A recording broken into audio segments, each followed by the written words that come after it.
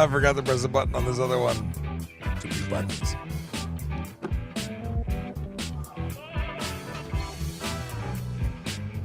It is Monday. Yes. What's going on, everybody? Hope you had a great weekend. Happy belated Father's Day to all the fathers and stepfathers and grandfathers and people who celebrated the day. Happy belated Father's Day. I sent it out yesterday, but you know, today is Monday, the 19th. Is it the 19th? I think it is. It's the 19th of June. I never really pay attention to the day. I just show up for work. And this is Ask a Traffic Cop, that show on the internet where we answer your traffic and police questions for an hour a day because we want to. People say, why do you do this? Well, I'll tell you why. The HTA, the Highway Traffic Act, is not always easy to understand. And yes, people go and get their license and they should know lots of stuff, but they go based on the driver's handbook and the information provided in instruction. But that doesn't cover everything. And it's constantly changing. The updates, the interpretations, the world is changing. And you got to keep up with it. Well, how do you do that?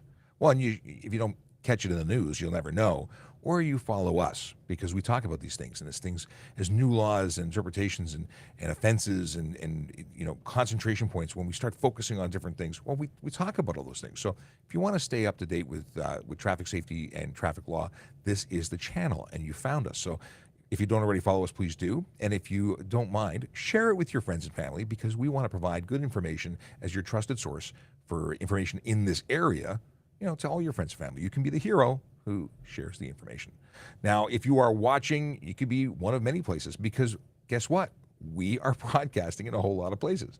Let's throw it up on screen.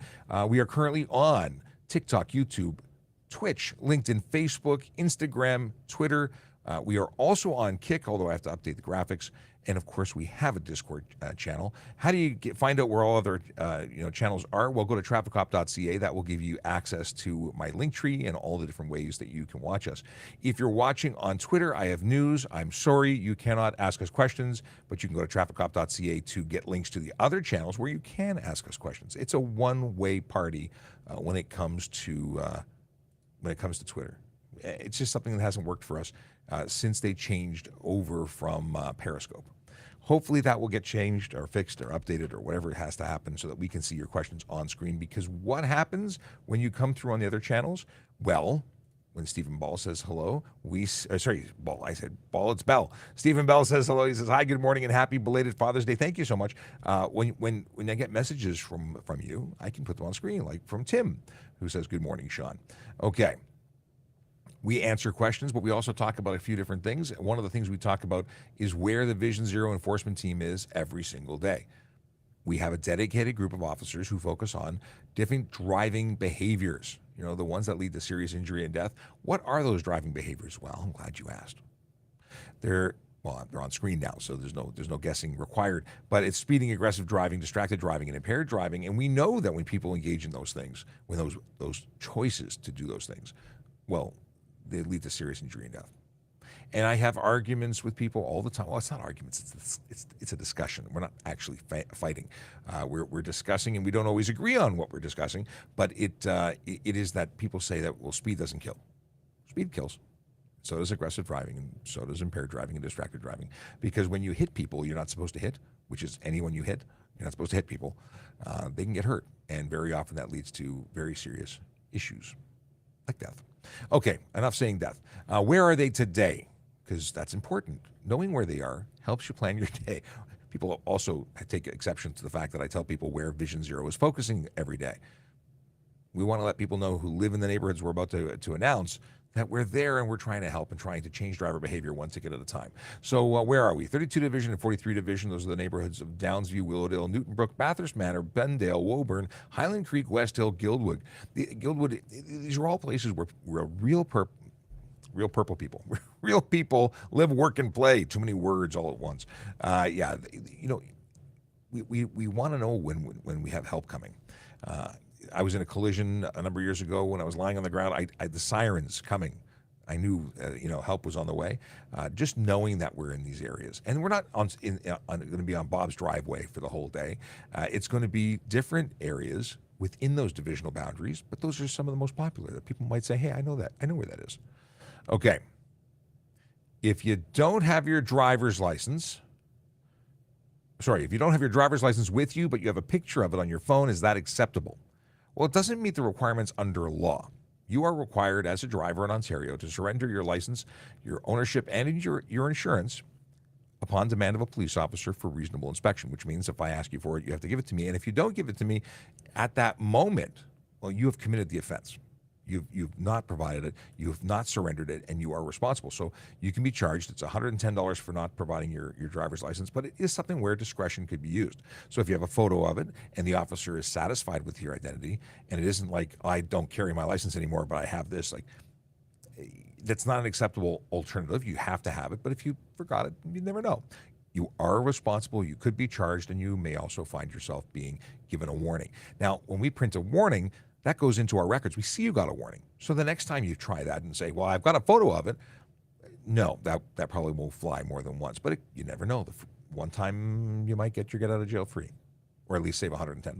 Probably not getting out of jail. Probably not going to jail for that. That said, it's $110 for not having your ownership. It's another $65 for not having proof of insurance, which is very different than not having insurance at all. Not having insurance on a vehicle and driving it on the road looks at or comes with a wonderful $5,000 to $25,000 price range, along with up to 6 months in jail. And that's something that goes up as you continue to do the same thing, which makes sense. Everyone should have insurance if they're driving a motor vehicle on the road. Some would say even driving a vehicle, which could be anything. Bicycle, e-bike. Some would say that insurance would be good there, and that's an argument that I can make for or against. However, it's not legally required for bicycles. And then, of course, I've been told that your home insurance covers bicycles. Yeah, that's not what we're talking about. Okay, Mike wants to know about school teachers. Can a school teacher direct traffic in front of their school? Teachers have no authority to direct traffic anywhere. On private property, on the school property, they can direct it in their parking lot to their heart's content, but that's not the same as directing traffic in front of their school. So no, they would not have any benefits or lawful authority to do that. I would not suggest hitting one of them if they were out there trying to do the right thing to get traffic moving. But again, no authority, no training. Now, if they were qualified as a flag person, that's a different story. Could they stop people and start people? Yes, but that's going down the rabbit hole. I'm trying to think of anything. There's no one they can really hire to do it. They have crossing guards. They can stop traffic for the purposes of allowing people to cross. It's an interesting conversation. I'd like to know more where you're going. Like, is someone doing this and you're curious if they should be, or are you a school teacher who would like to do it? Both are interesting conversations. Michael says, greetings to you. And we have a question from TikTok. I should mention that we have a magical producer working in the background, taking your questions and putting them onto the screen so I can actually respond to them. So I used to actually focus and look directly at the TikTok screen, and we're just on so many different platforms, I can't do that anymore. It's not that I don't want to. And Danielle says, how do I ask a question? Well, you just asked a question. Just throw it in the chat, and we will have, yes, and as Emma says, please put it on there, and we will do our best to identify. T-Dot says, do police have automatic plate readers? We'll get to that in a moment. Let me get back to the question that's in front of your question. Okay, and it's from Peyton. I have questions from Alberta. Hello, Alberta. I have a radar detector and I'm traveling through your province. What happens? Well, technically speaking, you're not allowed to travel with a radar detector in your vehicle. Technically, the only time a radar detector can be transported is when it's, because we have a manufacturing facility here from Bell, I believe. Now, if they manufacture it in its original packaging and it's put on a truck for shipping, it is permitted to be transported in that original sealed package by a shipping company to its final destination outside of the province, but it cannot be transported in any other way. So technically, even having it in your trunk, locked in a box, technically that's illegal. But if you were to have it in your trunk, locked in a box, it would likely be something we'd never know about. So using it is a major problem. Technically transporting it is a problem too. But if it's something that is out of sight and not being used, you probably won't have any problems while you're in Ontario. That said, if for some reason we thought you had one in the vehicle and we searched the vehicle and we found it, you would be responsible like anybody else. Okay. Jeremy What's Jeremy want to talk about? Lane splitting. Is motorcycle lane splitting in the city of Toronto illegal? I have seen many motorcycles do it and nearly cause collisions. Motorcycle lane splitting is not legal anywhere in Canada. Definitely not legal in Ontario, and that is because the act of lane splitting is careless driving, stunt driving, or even criminal dangerous driving, depending on the observations. And I was just talking about this morning. I was watching a terrible video where somebody was injured seriously as a result of a motorcycle riding between cars. Now, there are arguments for safety where at a certain speed, or if traffic is simply not moving, that it may be safer for a motorcycle not to be the last vehicle waiting to be hit by another vehicle that's not paying attention. And I understand those arguments, but that doesn't make it legal. There's an opportunity to talk to your MP and try and get, or your MPP or your counselor, to try and get things changed in terms of law. But as it stands, that's dangerous and not something we accept. The bigger problem is when motorcycles are traveling at a high speed differential from stopped or moving traffic between lanes. And that's absolutely where the careless to stunt to dangerous comes into play, that higher speed differential, because bad things happen when people are driving when they're not supposed to be. And the argument that it's safer for motorcycles really is not a legitimate argument in most of these scenarios. Okay, here's a question from Johnny. 1, 2, 3, 4. I just got my G2. Can I drive a full car of friends? Depends on what time it is. So as a G2 driver in the first year, you're restricted between the hours of midnight and 5 a.m. to having no more than one person in the first 6 months under the age of 20. And in the second 6 months, no more than 3 people under the age of 20 in your motor vehicle with you other than immediate family. So if you have children, cousins, actually immediate family. So brothers, sisters, parents. I would hope your parents are older than you, not under 20. But anyway, if we're doing some math about how long it takes you to get a license in Ontario, and they would be older than you. But if you had siblings in your car with you and they were under the age, it would be okay. If not, you're restricted for the first year for 1 and 3. So I hope that answers your question. During the day, though, there's no restrictions as to the number of people, other than no more than you have seat belts for. So if you have a 4-seater car with 4 seat belts, it's 4 people, including the driver. That's it. Question from Glenn. Absolutely no real DL card, only in Ontario. Yes, that was a response actually to the question earlier, but yeah, it has to be the real card. Okay, Formoli Ravioli. What happens when I get a DoorDash order while driving and I click accept? Technically speaking, you're not answering a telephone call, and technically speaking, that's using your phone. You're going to be reading the screen. You're going to be looking at things. That is not acceptable use of your device while driving. Accepting a telephone call with a single swipe or button press is okay, but obviously you're going to read that DoorDash order, and you are going to click to accept, and it's considered use. Not the same as accepting a telephone call. $615 fine, 3 demerit points on conviction, 3-day suspension on conviction. Probably not a good idea. Pull over or be waiting for that to come through, and then pull over, wait for your next call, accept it, and put your vehicle into motion from a legally parked position. That would be the legal and appropriate answer. Saw this on Twitter. What if you get stunt, but your van has a full load of refrigerated goods in it? Can you take it to unload it first? You would be in a position where you would have to call someone to come and pick up the goods, but you could not deliver the goods. So it's just like having a vehicle that breaks down. It's an armored vehicle, or it's an 18-wheeler. You're going to pull. Someone is going to come over to take that load, but it isn't that vehicle that's going to transport it. Your vehicle is out of commission and being hooked up to be towed. You'd have to make arrangements for the contents. And if it couldn't be picked up there, you'd make arrangements to pick it up at the tow yard, because when it's being impounded, you still have access to remove your goods. That would be the answer. Unrefrigerated goods. Refrigerated goods. Yeah, it does complicate things when in those situations. Okay, Michael. Real purple living in those real purple people living in those areas should be careful for the one eye, one horn flying purple people eater. Indeed. That's excellent.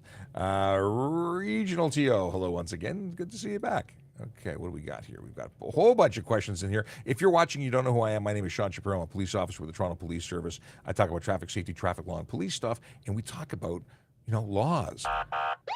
The kind of stuff that get you pulled over and charged. We get, because that's what a lot of people want to know. They want to know, will I get in trouble? And if I get in trouble, how much is it going to cost me? Talk about all sorts of different things. So if you've got questions, we've got answers, usually. Drop them into the comments, unless you're on Twitter, at which point go to trafficcop.ca, jump onto one of our other platforms so that you can join us there and ask questions, because the other ones work, and we're on all sorts of them. Trafficcop.ca has also all sorts of great links. We're actually going to show you about different links. But first, I want to discuss a Harley Davidson. Would you like to support the Special Olympics Ontario? They're working hard to raise money to do great work that they do. And you can be part of that by buying a ticket for $20 for one ticket, or buying 3 tickets for $50, or 8 tickets for $100, which is, of course, the best deal. And what does that mean? It means you're on the list as a potential winner for a 2022 Harley-Davidson Touring Street Glide. What is it? It's August 2nd of this year. If you buy it before July 5th, you are in for the early bird draw. And doesn't everybody want to have an extra early bird draw opportunity for $500? I mean, it's extra $500. Even if you don't win the bike, $500 is not a bad thing to win. I would accept the win. A friend of mine won the bike last year. I think it was last year. Was it the year before? Maybe in the year before. In any case, a friend of mine won. The bikes exist. He loves his motorcycle. I would like a new Harley. And if you don't like Harley, you could win it and sell it, because I know there are people who like Harley that would buy a Harley from you. Just saying. Okay.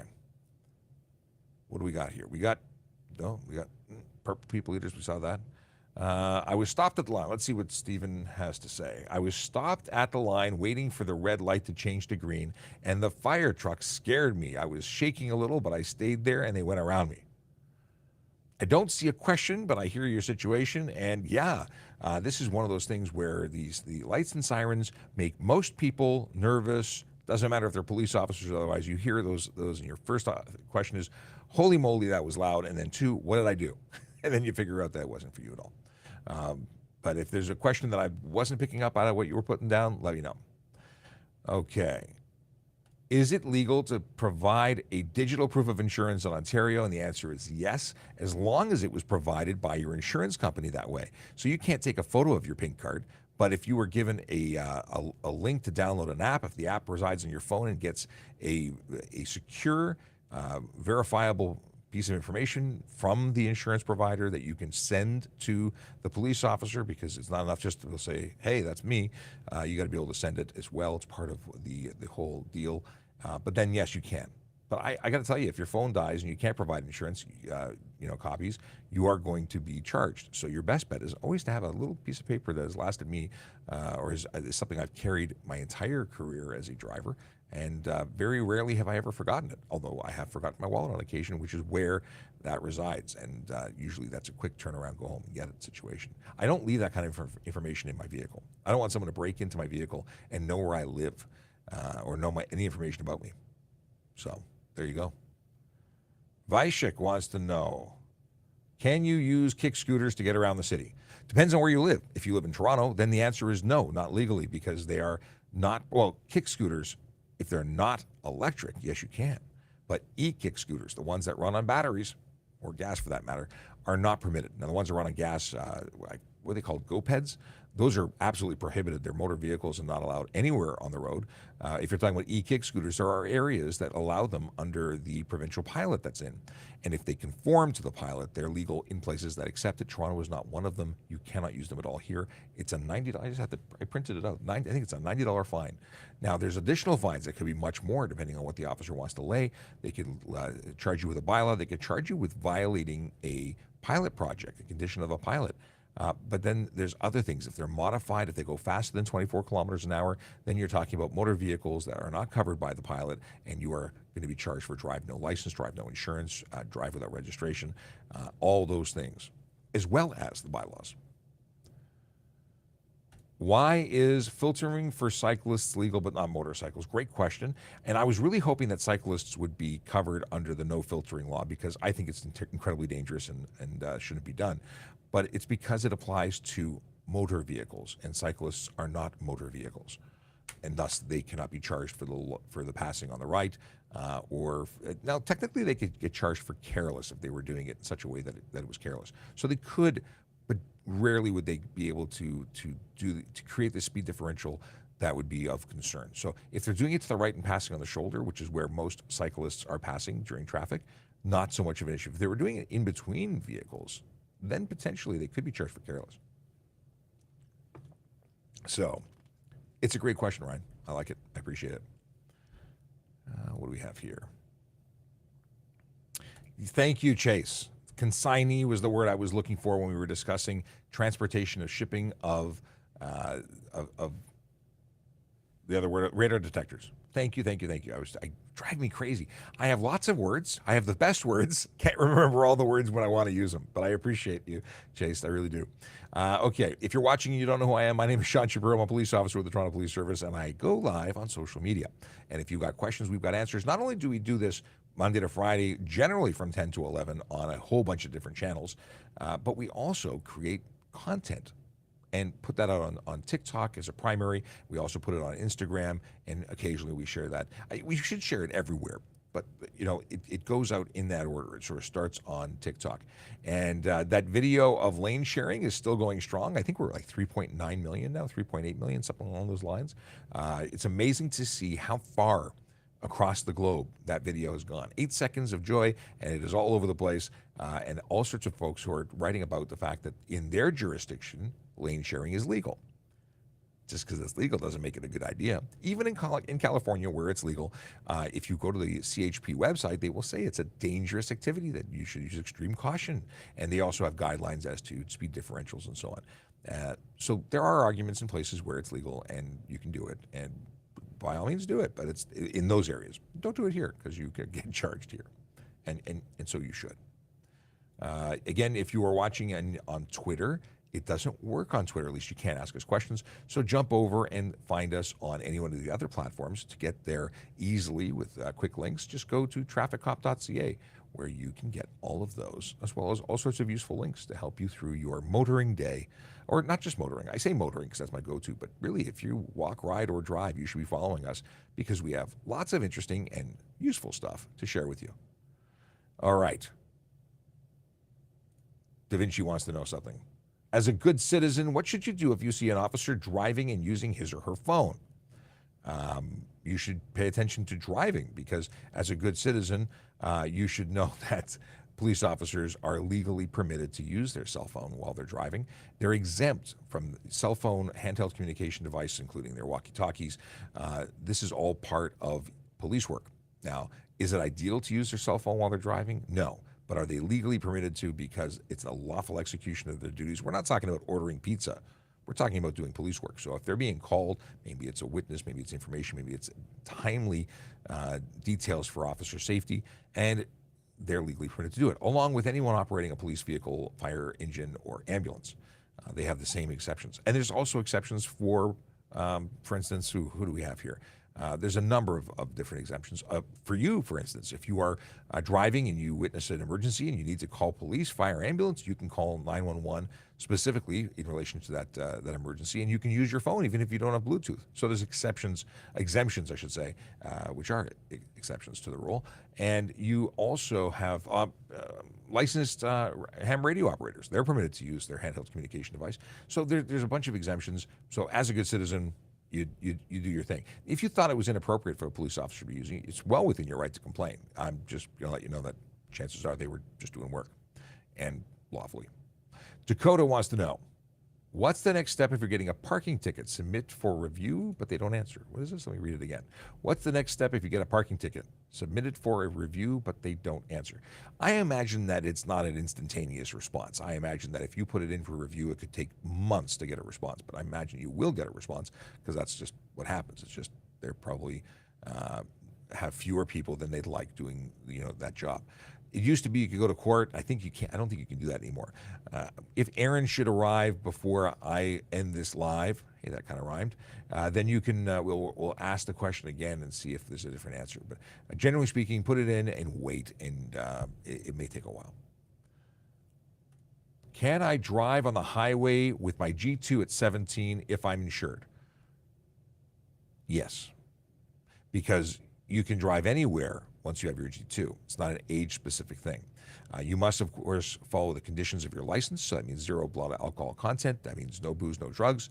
Well, the drugs is separate than BAC because blood alcohol content is BAC. But yeah, you can drive anywhere. Now, between midnight and 5 a.m., there are restrictions as to how many people under the age of 20 that you have in your vehicle that aren't part of your immediate family. But that's really the only condition other than blood alcohol content. We have the mangy Uncle T, who asks, are CB radios allowed to be used hands-free? CB radios, if your CB radios of a more modern version, there are speakers that are generally not in the handheld mic, but as a separate speaker. Use a remote speaker, and you can use a push to talk. You can use a foot pedal push to talk. You can have a headset. There's all sorts of options. But holding your two-way, your PTT, holding your mic with PTT, push to talk, that's a problem. You can't actually do that. They're not exempt. There was an exemption for a period of time. I believe the exemption has expired, and it was like a long time ago. Apparently, I've stopped using Stuff and Things, but I do use Stuff and Things quite often. I got to go back to Stuff and Things. It's on. Well, you'll see soon. Soon, I'll be able to share news about Stuff and Things. I have a number of things that I say regularly, but I shift. I keep people dancing. And let me just bring this up because it's there to be brought up. If you're looking for information about how you can get a hold of me, how you can ask questions, how you can engage with other, Stuff and Things on our media, links to everything like our podcast, which needs a new episode being published, all my socials, including my LinkedIn. Now, I added another one here, different media things that I've been on. Both of these I really had fun at, but I'm going to continue to add more and more of the good ones. But there's useful links, and this is useful links for anyone who's operating a motor vehicle in Ontario or Canada for that matter. Some of them are more specific to Toronto, like if you want to make a police report, or if you want to, if you're a pedestrian or cyclist specifically who want to start a collision report online before they get to one of the collision reporting centers, that's where you'd go, one of these links. Renewing your license plate, really important for Ontarians. It's free, but you got to do it. Otherwise, it's a $110 ticket. If you're going to loan a friend your motor vehicle, it's pretty important to make sure they have a license that's valid. Having a card means nothing. They could have been suspended, for not paying bills, and then you lend them your car, and bad things happen. Like you get a ticket. So if you want to avoid being charged for doing that, you should probably make sure they're valid, and you can do that online for free at the driver's license check link right there. Riding an e-bike or an e-kick scooter, here's the details of what the laws are surrounding them. If you're going to buy a motor vehicle, make sure it's not stolen. Go and use this link. And links to the RCMP, and you check the database to find out if that's a vehicle that's one you shouldn't buy.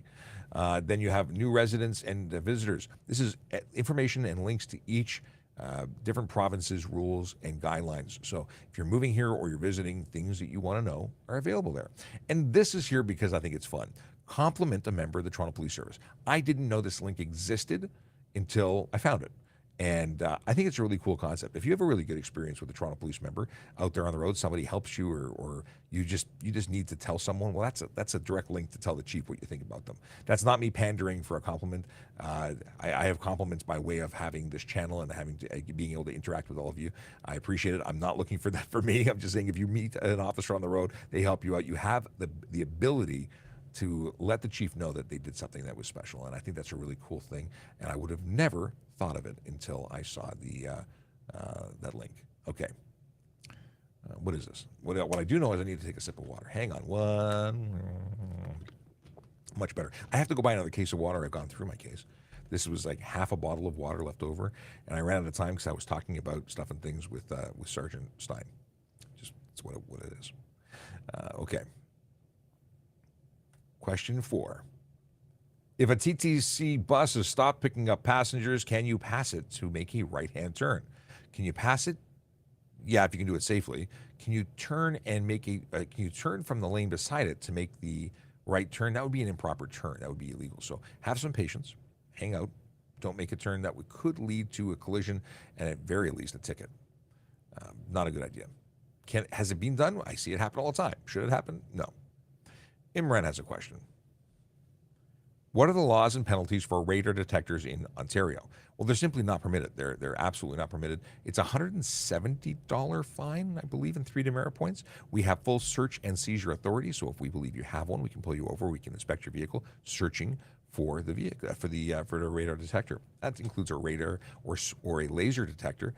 Anything like a jammer also falls under this. You're not allowed to have anything that interrupts or interferes with the police's ability to measure your speed to do enforcement. So the only time you can have one is never, and you can have the only time it can be in the province is from the manufacturer to the consignee. Thanks, Chase. In transport in a sealed capacity from the manufacturer to its destination, and that is that. I think I covered it all. Batty wants to know if there's no police with a funeral. Can cars with funeral go through the red lights? Absolutely not. They have no authority to go through lights, even if you feel bad for the people who passed away, even if you feel bad for the families that are mourning.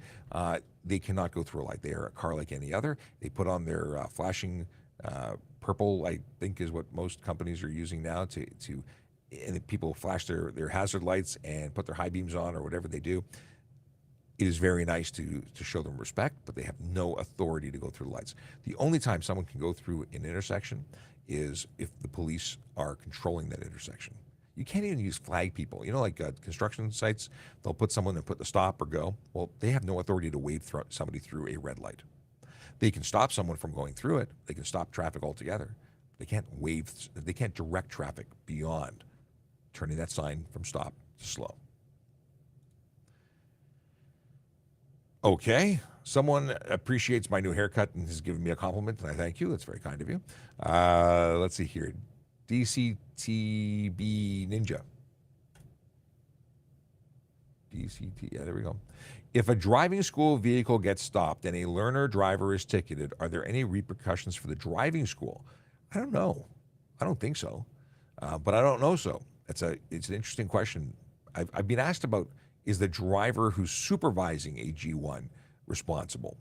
And I don't think there's any charges other than if they have a BAC, blood alcohol content over 0.05, they're not a suitable supervisor. But I don't think there's anything for the school. And think about this: if you're the driving school and the learning driver does something, they have their override brake. But there's only so much they can do, and if that person decides to drive into a wall and they can't, despite trying to stop them, I don't think they can be held responsible. But I don't know. I can't say definitively. What do we say here? This is Stephen, who says, I don't like when cars turn left or right and the other driver doesn't turn on their signal light and they confuse you. Yeah, this whole signal thing is kind of important.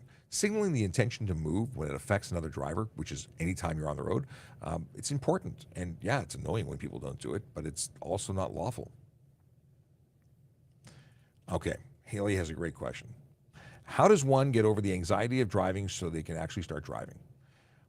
You know what? It might just be getting the right instructor. Getting a family member or friend to do it is likely going to cause or be part of the issue of being judged or feeling like you're being judged.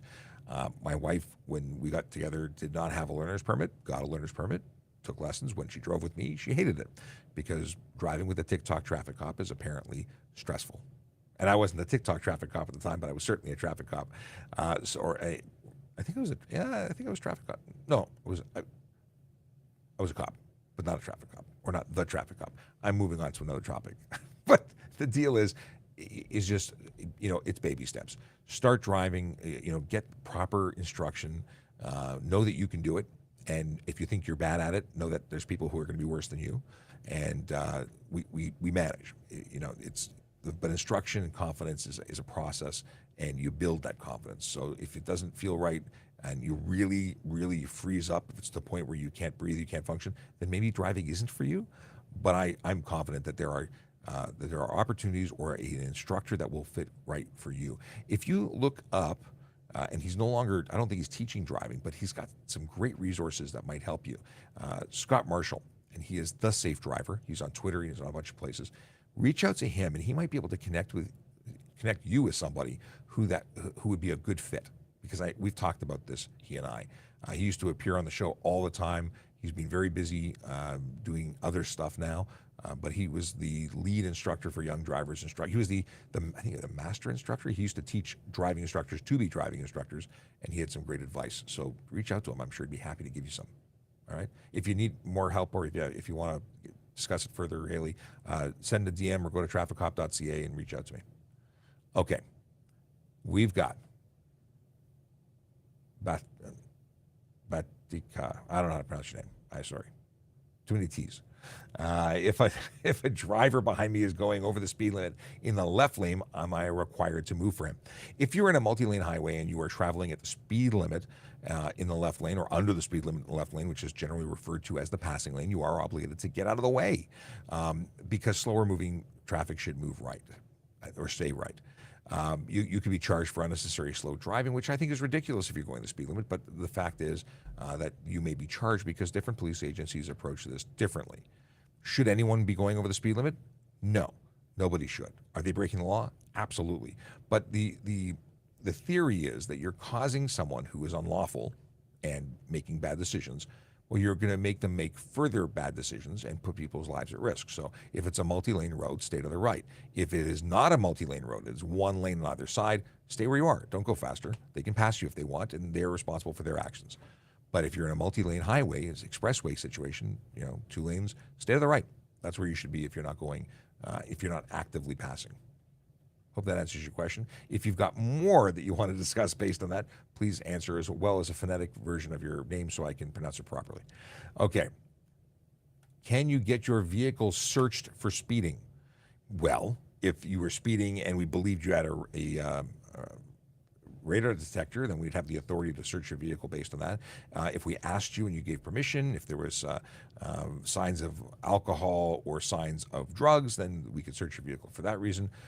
So it depends. There's no speeding on its own, generally no, but there's always more to the game. What is this? I used to go 40 kilometers an hour or 50 on flat ground on a bicycle when I rode 1 hour daily. Also start in low gear, shift up. I coasted 70 or 80 down gradients a few times. Probably deserved a careless. You know what? Maybe. It really depends on the observations, but you couldn't get done for speeding, which drives me bananas because why can I bicycle speed legally? Hang on, I gotta ban somebody. Restream chat banned. What a disgusting person. Okay. That was comments that no one should ever have to see. All right. Wait, actually, I got to go one further. I want to open up Kick and make sure I ban them from the account altogether. That was just, why would people say things like that? Awful. Okay. Opening the Kick. Has anyone been using Kick? I think it's, I've been watching some stuff. It's really impressive as to how, why it's not working. It's impressive as to what they've been doing. I thought I was logged in. No, I don't want to log in. Too much work. Okay, we'll do it later. But Kick looks good. I mean, I've been having fun with it, although I don't have a whole lot of time to be on social media outside of what I'm already on social media for. So I haven't been able to explore, but I'd be curious to know what your thoughts are on Kick. Okay, channel. Can I do it from here? Is this going to work for me? No? Maybe so? No, the app is like as a user, not as a streamer. So, all right, moving on. What do we have here? Covered this already. Hey, if you're watching and you haven't asked questions, why haven't you asked questions? Do you have any questions? Everyone's got questions. Make sure you ask them, because that's how this works. This is a show all about you. And if you don't ask, you don't get. It's one of the best lessons I ever learned from my father. You got to ask. So I suppose when the person who made that comment was asking, at least they asked. What do we got here? Have you ever thought about becoming a member of the Toronto Police Service? Is that a yes? because you know what, we're hiring all the time. And if you go to yes, actually, if you go to trafficcop.ca, I've got links for it, but you can also just skip that and go right to tps.ca/careers. And what will you see there? Well, you'll see all about different job opportunities for police constable, special constable, parking enforcement officer, communications operator, and a whole bunch of different civilian jobs, as well as volunteer opportunities. And many of you know that I was an auxiliary officer when I started with the police service. So we're hiring auxiliary officers. If you'd like to have the best opportunity, the best volunteer opportunity the world has to offer, in my opinion, then apply. But there is currently a job for issues and media advisor. Don't know what that is, but I want to read it. Lead social media. Hey, another one that sounds interesting. I do social media. Auxiliary volunteer, developer, digital team, benefit administrator, intermediate analyst, senior programmer, solutions architect, and communications operator. So I guess the parking enforcement job has closed. There was originally one for that, and it was posted last week. Not every job we have wears a uniform. Not every job has to go out onto the street. We have many jobs that are civilian. And if you would like to work for an amazing organization and not just have a job, but a career, you should check out Toronto Police. Just saying. I'm incredibly biased when it comes to this topic, but I think this is the best place to work. I've been working here since 2000. And that's when I joined the auxiliary service and then became a court officer and then became a police constable, and each one of those jobs has had many jobs within it. You know, as an auxiliary, I was at traffic services. I became a sergeant with the auxiliary. I went to 32 Division. I was a court officer at 1000 Finch. Then I went. Actually, I left for a while, came back, went to 2201, then became a supervisor, went to Old City Hall. That was amazing. As a police officer, worked at 12 Division before coming to traffic services. I worked in the motor squad in the detective office. Like, you have so many opportunities. You're not going to get bored.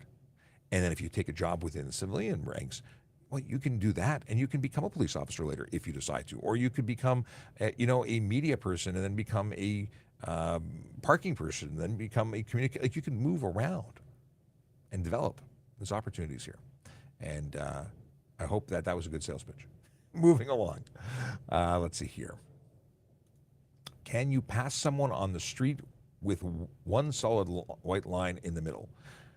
The white line is not, there's no charge for crossing the line. The charge is for causing a collision. So the white line suggests it's a bad idea because crest of grade could be bad, which is you may not be able to see because of curve, or maybe it's just not a good idea. And those lines are giving you direction as to what you should do. Now, in other provinces, I will say that other provinces, you can be charged for crossing the line. But in Ontario, there's no offense for crossing the line. And then skill testing question. Do you know the difference between a yellow line and a white line, other than the fact that one is yellow and one is white? They mean different things. So throw a comment in there if you know what it actually means. Those of you who are regulars, you know the answer. I know you know the answer, because we talk about this all the time. But if you're new and you know the answer, let me know. Kathy wants to know, can a school bus use a push-to-talk to a radio? I'll have to look to see if there's an exemption for school buses, because there are some exemptions, and I don't know if school buses are on it. Let's see. Handheld.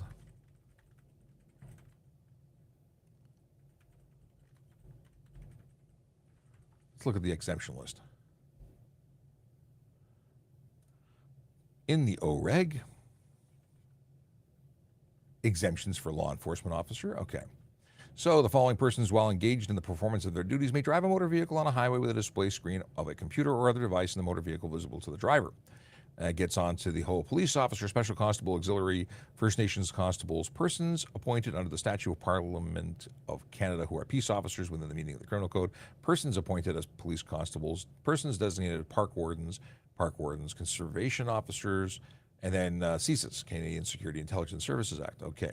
Then there's other enforcement officers, so provincial offences officers, municipal law enforcement officers, fire marshal and deputy fire marshal appointed under fire protection, municipal fire chiefs and deputy chiefs, guards appointed under Public Works Protection Acts. Okay. Then there is an exemption for certain evaluation and monitoring functions. Okay, that doesn't really apply there. Exemption for other public functions. Persons, employees of and persons contracted with public utility within the meaning. Employees and persons contracted to a transmitter or distributor within the meaning of the Electricity Act. Okay. and I'm really going deep in the weeds here. Certain commercial activities. This is not for push to talk, though. This is drivers of commercial motor vehicles may drive a commercial motor vehicle on a highway with a mobile data terminal display screen in the vehicle visible to the driver.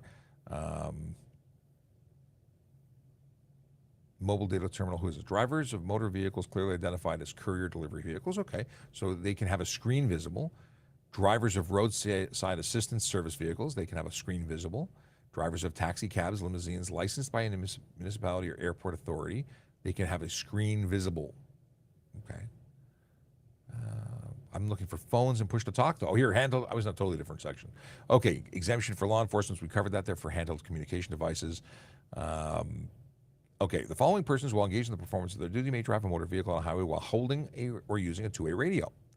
So if they're Public Utilities Act or Electricity Act, road repair. Okay, now we're getting into it. Boy, this is a long one. Following persons: drivers of motor vehicles clearly identified as courier vehicles. Okay, so there's an exemption for them. Roadside assistance vehicles can use two-way radios. Drivers of taxi cabs and limousines licensed by a municipality. Drivers of streetcars. Drivers of road building machines. Over-dimensional vehicle escorts, so if you're doing a wide load. But I don't see school buses. There's an exemption for amateur radio operators.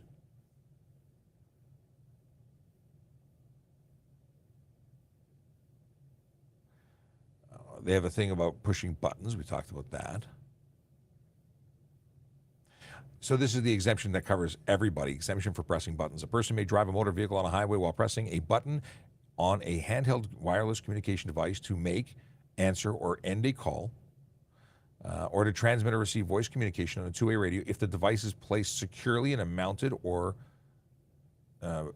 is placed securely in or mounted to the motor vehicle so that it does not move while the vehicle is in motion. The driver can see it at a quick glance and easily reach it without adjusting his or her driving position.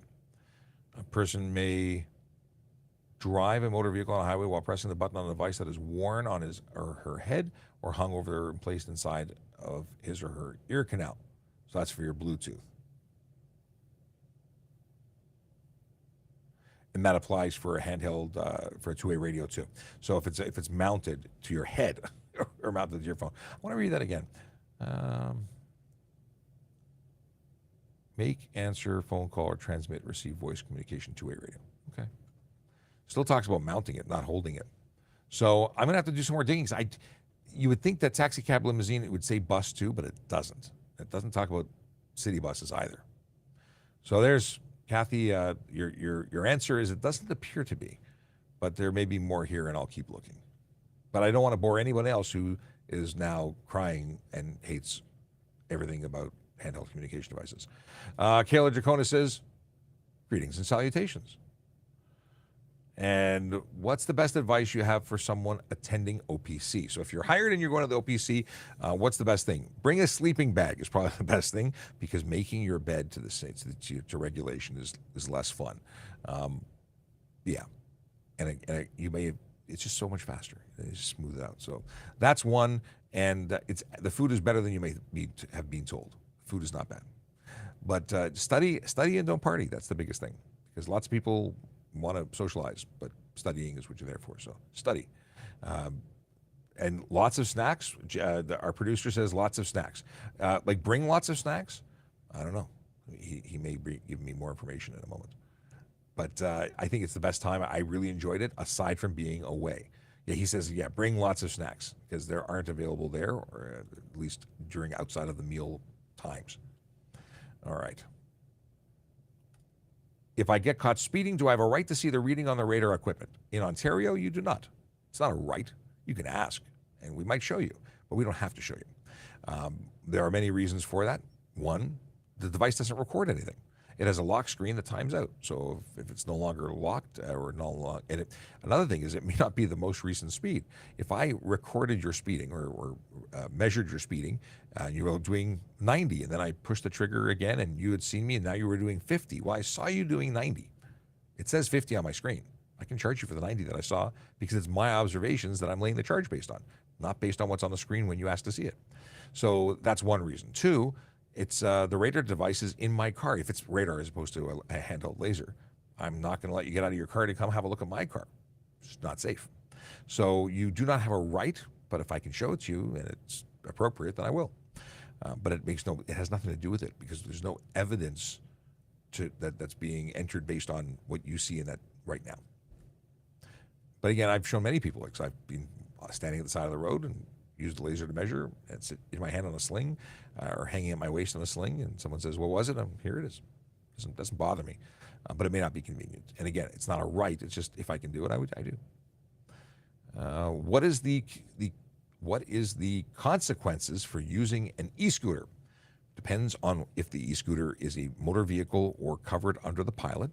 Depends if you're in a city that allows them or not. Depends on what you're doing with it, excuse me. So let's start with the simple. It's a legal e-scooter that has a no more than 500-watt motor and it is not capable of going beyond 24 kilometers an hour on a flat surface. Well, that's illegal for the purposes of the pilot, but not permitted in Toronto. So if you're using it in a place like Mississauga, there's no consequence. You're permitted to use it, and you have to follow the rules just like a bicycle would. If you are using it in Toronto, however, there's a $90 bylaw fine. There's also another which has no set fine, which means go to court and explain yourself there for violating the conditions of a pilot project, because that's what you're doing if you're using a vehicle that's not permitted in an area or a legal vehicle where it says you can't use it unless it's allowed. So there's two different charges there. Chances are you're just going to get the $90 fine for the bylaw, but that's one. Two, if that vehicle is capable of going beyond 24 kilometers an hour, it's a motor vehicle. License, ownership, insurance. Ownership being it has to be plated in the province. Well, you can't get a plate for it, but you are required to have a motor vehicle plated in order to operate on the road. So you're in a weird conundrum. It's illegal, so you're going to get your bylaw. You're going to get your conditions of a pilot because it's outside of the pilot. You can also get the $5,000 to $25,000 fine for the drive no insurance on a motor vehicle, the drive no license if you're an unlicensed driver. Then what else? And of course, it's unsafe, so you can be charged for that. We have vehicles that are unsafe, involved in collisions all the time. So if you're in an e-kick scooter and you get in a crash and it's determined that you were on a vehicle that was not only prohibited because it's not allowed in Toronto, but you were in a vehicle that was modified or designed to go faster than the requirements, it's a motor vehicle and you're getting charged with all sorts of stuff. So whether it's your fault for the collision or not, good luck, because you are going to get charged. And as you should. Kathy has what are the fines for passing a school bus with a stop arm out? I think it's $490. And don't quote me, it could be more. It's 6 demerit points. I think it's $490. Keep looking that up, and I keep forgetting it the moment after I look it up. Let's see here.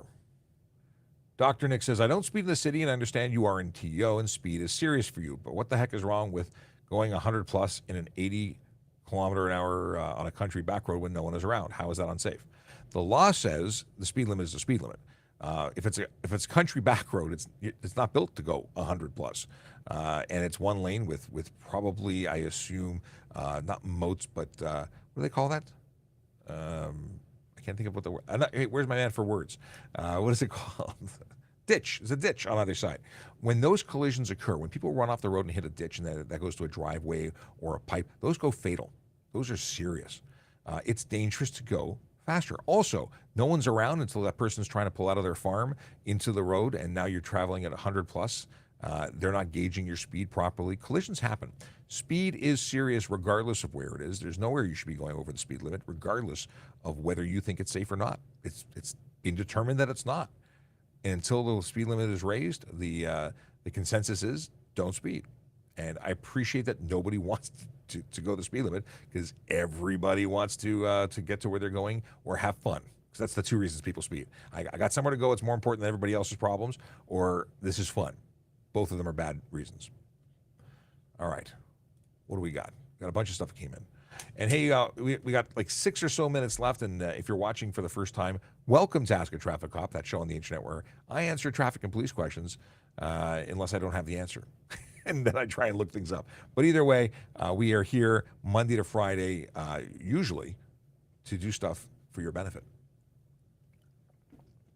while I'm looking for other stuff, I see this one popped up, and the question is: do you have a quote for speeding tickets? I assume you mean quota, and the answer is no. We can write as many as we'd like. That being said, there are so many opportunities that I would write until my hand cramps, because there's so many people who just don't know how to drive or choose to drive unsafely. And the whole goal, my goal, is to find the people who don't know how to drive and are causing risk for other people, and to document that so that they can lose their license. You don't need to be licensed if you're not a good driver. You don't need to be on our roads if you choose to put others' safety at risk. This isn't about anyone other than everyone. Does that make any sense? Like, when people choose to do things that are selfish, they're taking their decisions, their choices, their wants and their needs, and putting it above everybody else. So when we are issuing tickets, we're trying to educate through enforcement. We're trying to change driver behavior. And unfortunately, telling people the rules doesn't always work. Making really great videos and explaining that people should slow down because unfortunately people get killed in collisions on a regular basis and families and communities are changed forever, it doesn't really change everyone's opinion. A, they may not have seen it, and B, they may not care. And that's a problem. So what do? We give them a ticket that costs them money, both in ticket, cost of paying the ticket, and the implications or the consequences of having their insurance go up. All these things. It tends to be a motivator. And if you weren't motivated by the potential consequence, maybe you'll be motivated by the actual consequence. And if you're not, maybe we'll just keep charging you until you lose your license. So that's the whole thing, I think. Akela Draconis has had Akela Draconis as his call sign for a very long time. He has a very cool costume. Or is that just uniform? I shouldn't call it a costume. Let's see here. Are 4-point harnesses with DOT legal street for, let me say that again. Are 4-point harness with DOT legal for street use? 4-point harnesses cannot be installed aftermarket and replace your OEM, because you can't remove your OEM seatbelt. So if you have your OEM seatbelt, you must put it on in addition to your 4-point harness. A true 4-point harness is going to be a static seat belt. It's not going to have a retractable deployment system, which means that it's not going to be snug. You have to manually snug it up, which is not going to work properly. It has to be so snug for a harness to work properly that you have to be basically one with the seat, fixed in that position. If you can move around, it's no good. When you have a conventional seat belt, you move forward and it deploys and allows you to move out, and then you move back, it retracts. In the event of a collision, it'll lock. So it's going to be always at the right tension. Those are not safe. I've heard of cars coming with them. Maybe they have, spring-loaded deployment systems. But if you're having one that's a fixed belt, I'm going to say it's not legal, regardless of whether it's DOT. At least not here. What do we have here? What do we have here?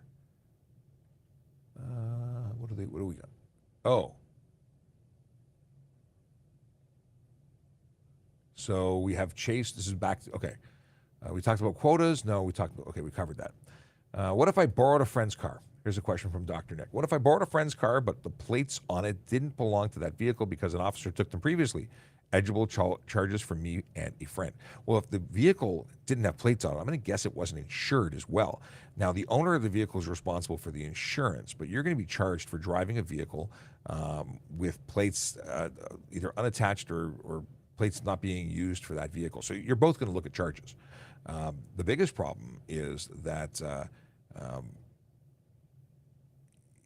there's a whole lot of problems here. The biggest thing is that the owner is going to get charged probably for permitting you to drive an uninsured vehicle, and the plates thing. I'm trying to think of what else would I charge you with? If it's unplated, it's not safetied, which means you're driving an unsafe motor vehicle as well. There's a whole bunch there. There's a deep dive into a whole stack of tickets and multiple charges for driver and owner, I would say. All right. Michael says, I can't go media, then go undercover. What are we talking about? I missed the beginning of that conversation, obviously. Can I legally pass on a solid yellow? So solid yellow means, did we answer? So we started talking about solid white. And really, I asked about the difference between yellow and white. Did anyone answer that question? So Chase said, let me add on to Sean's trivia. What is the name for the white road lines that are not solid and are wider and closer than the others on the road? That's an interesting question. Also, what do they represent? Did anyone answer that? Okay. We'll come back to that. Oh, he wants to know the name. Because Michael says it says a lane ends or exits and specifies streetcars. It specifies streetcar operators, not any bus. To which Chase says, yes, Michael. It represents that you're in or next, that the lane you are in or next to is about to end. But what is the proper name for those lines? I don't know the answer to that either. I didn't know there was a specific name. So Chase, are you going to let us know? Because he says, let's see if Sean knows them. I did not know. All right, I'll I'll come back here. What is this? Hold on a second. Twofer says, wait, what happens if my power is removed and I use it like a regular scooter, even though it looks like an e-scooter? If you are pushing your kick scooter, electric kick scooter, on without power, you're using it properly as a manual kick scooter, then you can use it wherever you want. Then it's not restricted. If it's under power, that's the problem. Do OPP go through the same training as RCMP? No. OPP go through the same training as municipal police services. We all go to the Ontario Police College for our general constable, and then we have individual training with our police services. But RCMP goes to Depot. They are a federal police service, and they do different stuff.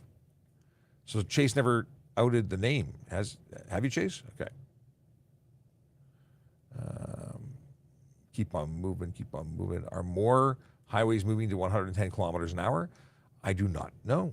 I know that they've kept a number of them that were part of a pilot to stay at 110, and that's like 16 kilometers of road on some. Like it's not the entire highway has changed. Areas or stretches that were deemed to be safe at 110. And the problem is that most people will continue to just speed. If you do 20 over at 100, you'll probably go 20 over at 110, being that you'd go 130. And we have a lot of people who seem to think 130, 140, 150, 160, they think it's acceptable. So speed limits are very interesting, and too many people don't respect them. How do you register a salvage car? I have no idea. I've never done it, and I don't have any information. That's a Sergeant Campbell thing. He's currently on vacation, but when he's back, we should ask that question. When buying a used vehicle privately, can you drive it home with just a bill of sale? Depends. You have to have insurance on it if you're going to drive it. It must be insured with your insurance company. You must have proof of insurance, and you must have plates on it, whether it be a temporary plate issued by the ministry, or if you have plates that are unattached and valid from another, so it's removed from your last vehicle, it has an unattached status, then you can put them on, and you have a total of 6 days to do this. So generally the answer is no, because when you buy it privately, you probably don't have insurance on it. You don't have unattached plates in your possession. So my suggestion is always go to the ministry or go to Service Ontario and do your transfer there. Buy it in the parking lot there. Walk inside and get plates put on it. That would be my suggestion. Question about having one headlight not working. What is the consequence? $110. If you're driving at night with one headlight or no headlights, it's or improper headlights in general, because if you have the wrong color, same thing, $110. Can I have underglow on your vehicle? You can have underglow, but it must be properly installed so that the bulbs are not projecting outwards of the vehicle, only down to the ground, and the only time I should see that light is reflected off the ground.